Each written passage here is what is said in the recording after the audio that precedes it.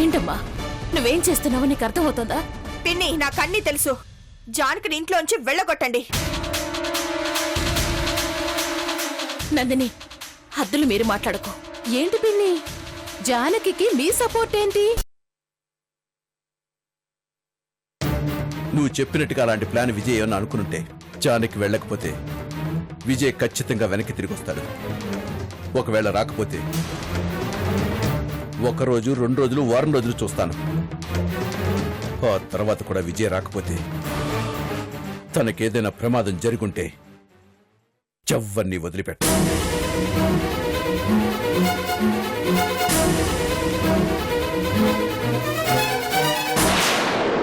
ప్రవళిక, జానకి లోపల తీసుకెళ్ళు. రమ్మ.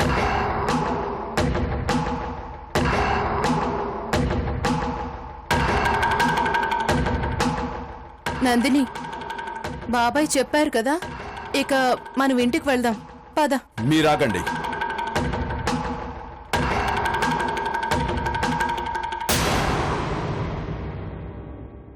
చూడమ్మా, పెళ్లి మండపంలో భారీ మెళ్ళలో భర్త కట్టే మంగళసూత్రానికి పరమార్థమేంటో నీకు తెలుసా? పెళ్లి కొడుకైన నేను నీ మెళ్ళలో మాంగళ్యాన్ని కడుతున్నాను. మనిద్దరి జీవితాలు ఈ క్షణం నుండి ప్రారంభమవుతున్నాయి. నిండు 100 ఏళ్లు పూర్ణాయుష్తో మనం కలిసి ఉండాలి అని మంగళసూత్రాన్ని కడతాడు.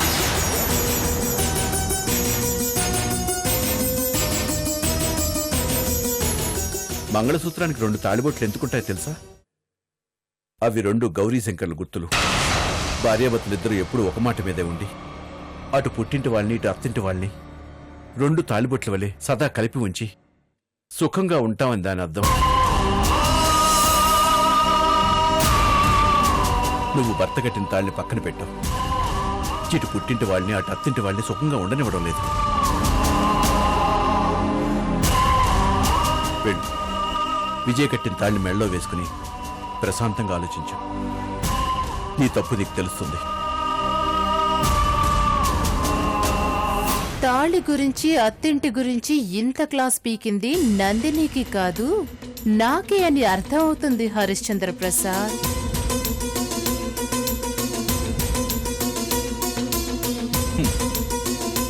గుమ్మడికాయల దొంగ ఎవరు అంటే భుజాలు తడుకోవాల్సిన అవసరం లేదు. ఇది నీకు కూడా వర్తిస్తుంది మల్లేశ్వరి. అర్థమైంది బాబాయ్, బాగా అర్థమైంది. నువ్వు రా నందిని.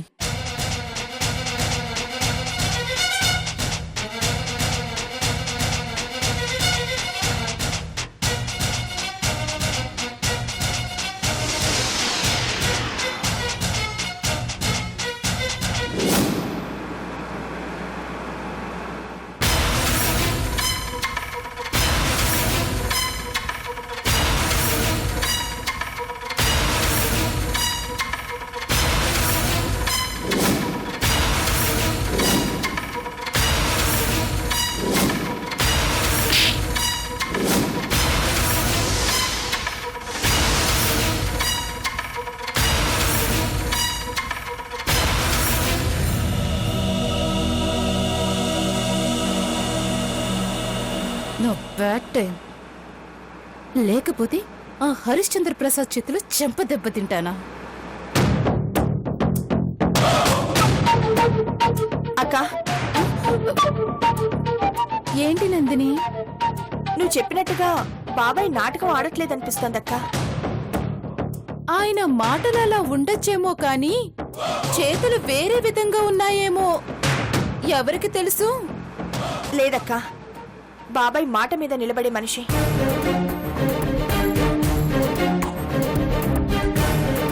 ఒకవేళ పిన్ని అత్తయ్యలు కలిసి నాటకం ఆడుతున్నారేమో. లేదు, వాళ్ళకిప్పుడు అంత ధైర్యం లేదు. పోనీ జానకి? జానకి కూడా కాదు. ఈ పరిస్థితుల్లో జానకి అంత ధైర్యం లేదు. మరి విజయ్ ఎక్కడికి వెళ్ళుంటాడు?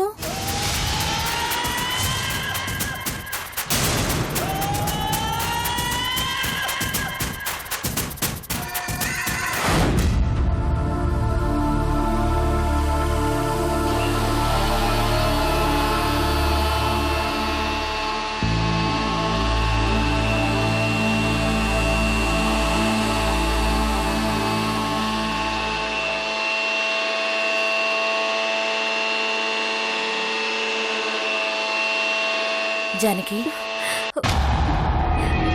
ఏంటమ్మా? నువ్వింకేం బాధపడకు. విజయ్ ఎక్కడున్నా తిరిగి వచ్చేస్తాడులే.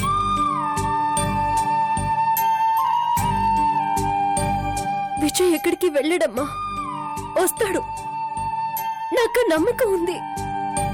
మరి ఇంకెందుకు నువ్వు అలా బాధపడుతూ ఉన్నావు? నేను బాధపడలేదమ్మా, సంతోషంగా ఉన్నాను. సంతోషంగా ఉన్నావా? అవునమ్మా. ఇందాక నాన్న నా గురించి ఎంత బాధపడుతున్నారో ఆయన మాటల్లో నాకు అర్థమైంది.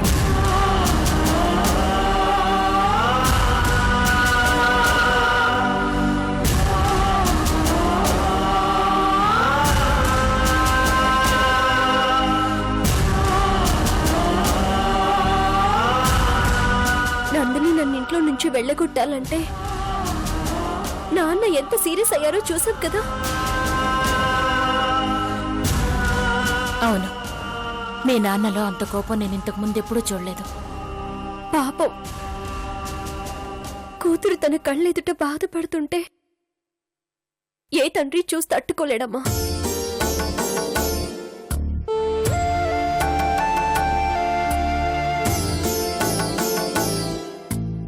భర్తకి దూరమై పుట్టింటికి వచ్చిన కూతుర్ని చూస్తే ఏ కన్న తండ్రైనా తల్లడిల్లిపోతాడు.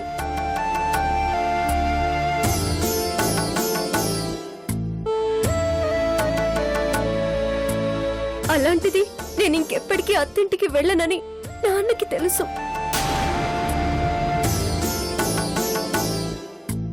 నా బిడ్డ పరిస్థితి ఏంటా అని పాపం నాన్న ఎవరికి చెప్పుకోలేక మనసులో ఎంత బాధపడుతున్నారో తలుచుకుంటుంటే చాలా బాధగా ఉందమ్మా.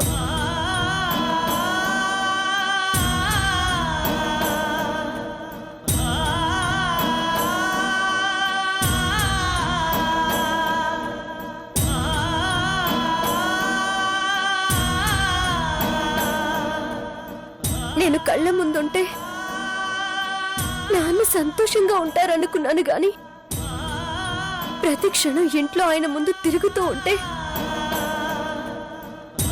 నాన్న లోపల ఎంత బాధపడుతున్నారో నాకు తెలుస్తుందమ్మా. ఏ తండ్రికైనా కూతురు పుట్టింట్లోనే ఉండిపోతే బాధగానే ఉంటుందమ్మా. కానీ నువ్వు ఆ బాధని అర్థం చేసుకున్నావు చూడు, అది ఎంతమంది కూతుర్లు అర్థం చేసుకుంటారు చెప్పు?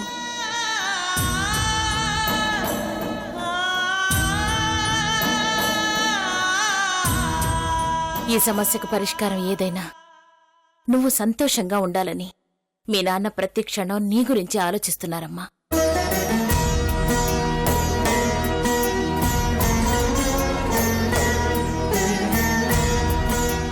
ఆయన బాధని నువ్వు అర్థం చేసుకున్నావు. ఆ దేవుడు అర్థం చేసుకోలేడా? ఖచ్చితంగా అర్థం చేసుకుంటాడు. నువ్వు మీ నాన్న అందరం సంతోషంగా ఉండే రోజు త్వరలోనే వస్తుందమ్మా. మనమందరం కలిసి ఆనందంగా ఉండే రోజులు వస్తాయా అమ్మా? తప్పకుండా వస్తాయి. విజయ్ ఎక్కడున్నా తిరిగి వస్తే అదే చాలమ్మా. పరిస్థితులన్నీ సర్దుకుంటాయి. అసలు సమస్యల నుంచి పారిపోయే వ్యక్తిత్వం కాదు విజయ్ది. తనకేదో కీడు జరిగినట్టుగా నా మనసు కనిపిస్తోందమ్మా. ఏమీ జరుగుండదు. అన్నీ మీ నాన్నగారు చూసుకుంటారు, సరేనా? నాన్నకి దగ్గరుండి నువ్వే ధైర్యం చెప్పాలమ్మా.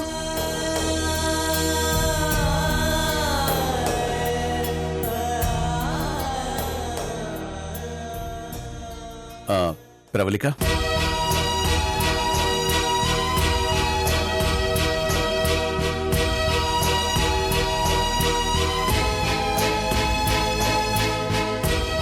నాకు తెలిసిన కమిషన్ ఒక ఆయన ఉన్నాడు, ఒకసారి వెళ్ళి మాట్లాడొస్తాను. అలాగే హరి. విజయ్ గురించి జానికి బాధపడుతుంది, నువ్వు దగ్గరుండి ధైర్యం చెప్పు.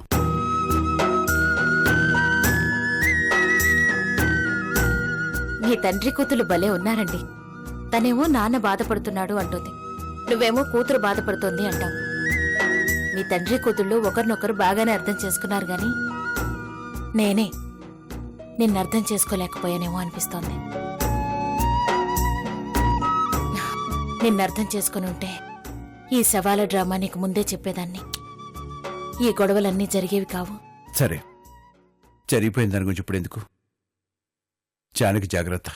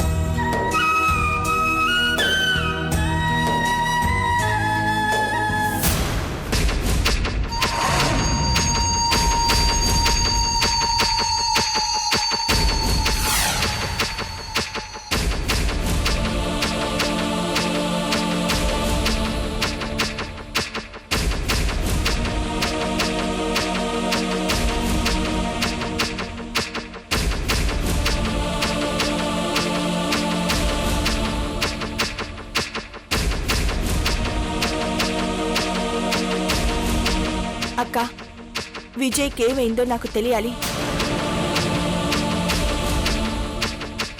బాబాయ్ గాని జానకి గాని విజయ్ని దాచిపెట్టి నాటకం ఆడట్లేదని నాకు పూర్తిగా అర్థమైంది. విజయ్ నా మీద కోపంతో బయటకు వెళ్ళాడు. ఆ విషయం చెప్దామని అటు జానకి ఫోన్ చేసి చెప్పుంటాడు. అయితే వెతికిద్దాం నందిని. వెతికించడానికి విజయ్ తప్పిపోలేదు కదక్కా. అంటే అక్క, నాకు విజయ్ గురించి బాగా తెలుసు. నేను హాస్పిటల్లో తనని తిట్టి వెళ్లిపోమని చెప్పగానే అవమానంతో వెళ్లిపోయి ఉండొచ్చు, కానీ 24 గంటల్లో ఇంటికి తిరిగొస్తాడక్కా. తిరిగొస్తాడని నమ్మకం ఏంటి? నమ్మకం నా మీద కాదు, నా బిడ్డ మీద. బిడ్డ కోసమైనా విజయ్ వస్తాడు. నీకా నమ్మకం ఉంటే మంచిదే కదా. విజయ్ వస్తాడు కదా, కంగారెందుకు? ఇప్పటికీ 2 డేసే అయింది. ఇంకా రాలేదంటే విజయ్కి ఏమైనా హాని జరుగుంటుందేమోనని నాకు భయంగా ఉందక్కా. అలాంటిదేం జరగదు నందిని. లేదక్కా, నా మనసుకెందుకో విజయ్కేదో కీడు జరిగిందనిపిస్తోంది. అదేంటి నందిని, విజయ్ గురించి ఎందుకు నువ్వు ఇంత టెన్షన్ పడుతున్నావు? వదిలే, తను రావాలనుకున్నప్పుడు వస్తాడు. లేదక్కా, నేను విజయ్ని చూడాలి.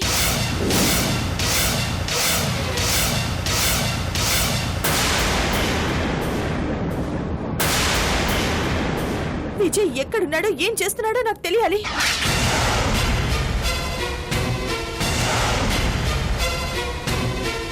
విజయ్తో నేను అర్జెంటుగా మాట్లాడి తనని ఇంటికి తీసుకురావాలి.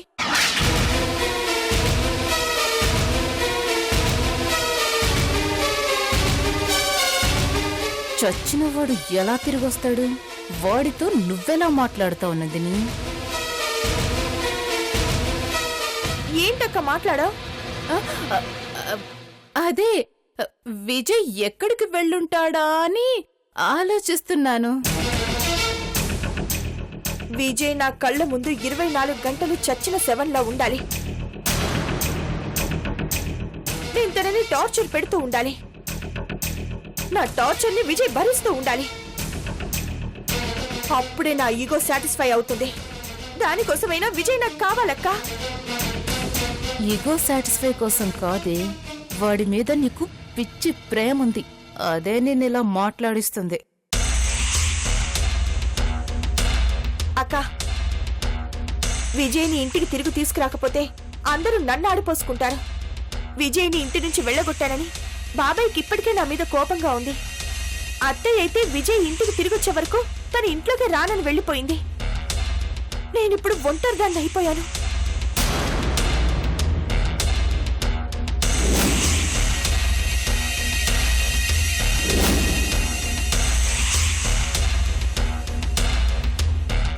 ఇన్ని రోజులు విజయ్ తప్పుంది కదా అని నేనేం చేసినా సహించాడు. భర్తని తిట్టు కొట్టు, అంతేకాని బయటికి పంపిస్తే ఎలా అని రేపందరూ నన్ను నిలదీయక ముందే విజయ్ని ఇంటికి తీసుకురావాలక్క.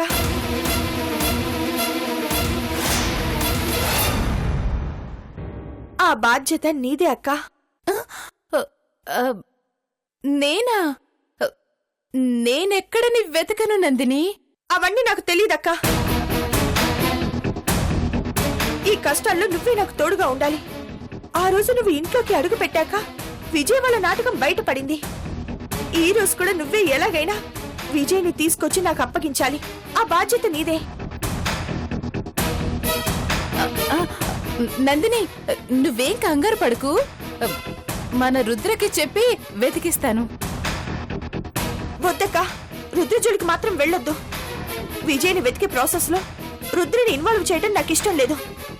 అలాగే, నీ ఇష్టం. వెతికిస్తాను. ఎలాగైనా విజయ్ని తీసుకొచ్చి నీకు అప్పగిస్తాను. సరేనా? ఆలస్యం చేయకుండా నువ్వు ముందు వెళ్ళక్క. అలాగేనమ్మా, వెళ్తాను. కానీ నువ్వు ఒంటరిగా ఇంట్లో. నాకేం కాదక్క. ముందు నువ్వు విజయ్ని వెతుకు. విజయ్ని తీసుకుని ఇంట్లోకి రా. అంతవరకు నువ్వు కూడా రావద్దు, సరేనా? ఆ, అలాగే. నువ్వు వెళ్ళి రెస్ట్ తీసుకో నందిని. ఆ.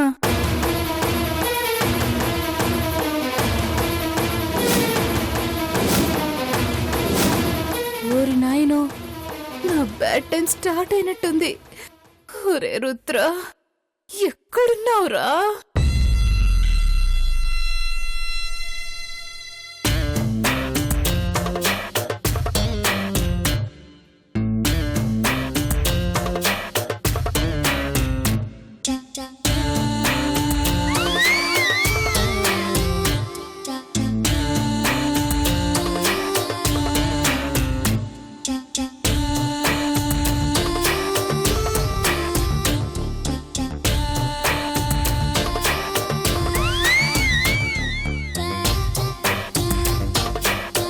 సూరి, రే సూరి. భయ్యా, ఏంటా నీలో నువ్వే నవ్వుకుంటున్నావు? కళ్యాణ మండపంలో నా జానకికి తాళి కడతాను భయ్యా. అబ్బా, అది సరేగాని సూరి, విజయ్ చచ్చాక వాళ్ళ పరిస్థితి ఏంటంటావు? భయ్యా, మన మీద ఎవ్వరికీ డౌట్ లేదు. డౌట్ ఉంటే అది మల్లీశ్వరి పైనే ఉంటుంది. ఆ విజయ్ ఇద్దరు పిల్లలతో విసిగిపోయి బయటికి వెళ్ళిపోవాలనుకోవడం, మనం వాడిని పైకి పంపించడం అంతా బ్యాలెన్స్ అయిపోయింది. అందుకే చావు ఎప్పుడొస్తుందో ఎవ్వరికి తెలియదంటారు భయ్యా. అవును, ఇంతకీ విజయ్ చౌకి హరి వాళ్ళ రియాక్షన్ ఏంటో కనుక్కోవాలి సూరి. భయ్యా, వాడి గురించి వెతుకుతున్నారే గాని వాడు చనిపోయాడని, మనం చంపేసి ఉంటామని వాళ్ళకి తెలియదు కదా. కానీ తెలుసుకోవడానికి ప్రయత్నం చేస్తారు. ఎందుకు చేయరు? చేస్తారు. మిస్సింగ్ అని పేపర్లో వేస్తారు, ఆ తర్వాత పోలీసులతో వెతికిస్తారు. ఎంతకీ రాకపోయేసరికి కొన్ని సంవత్సరాలకి విజయ్ గారిని మర్చిపోతారు. ఈలోపు నువ్వు జానకి, నేను నందినికి దగ్గర కావాలి. భయ్యా, దగ్గరికి కాదు భయ్యా, పెళ్లి చేసుకోవాలి. మొత్తానికి విజయ్ చస్తే మొగుడు చచ్చిన ఇద్దరు భార్యలు ఖాళీగా ఉంటారని మల్లీశ్వరి చెప్పిన మాటని మనం నిజం చేశాం. భయ్యా, ఇక వాళ్ళిద్దరితో మన పెళ్లిళ్ళు మాత్రమే బ్యాలెన్స్. పగటి కలలు కంటున్నారా?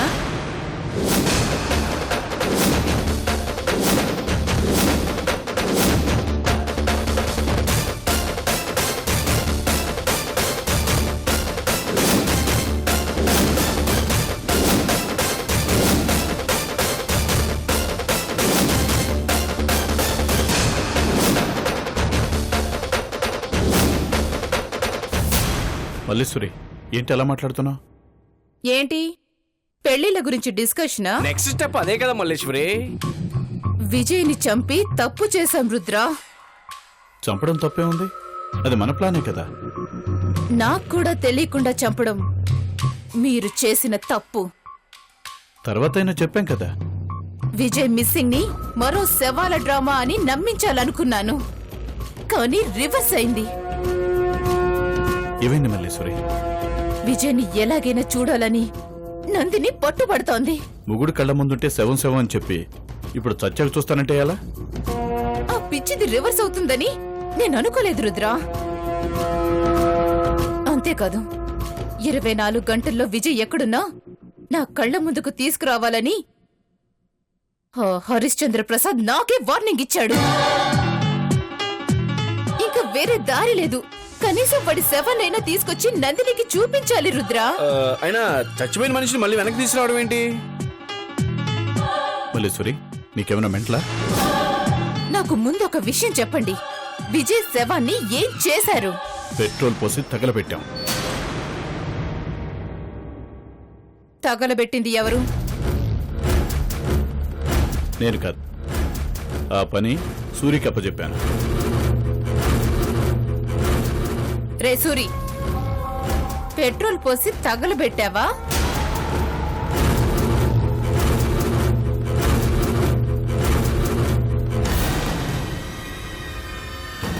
ఏంట్రా నా మొహంలోకి చూస్తావు?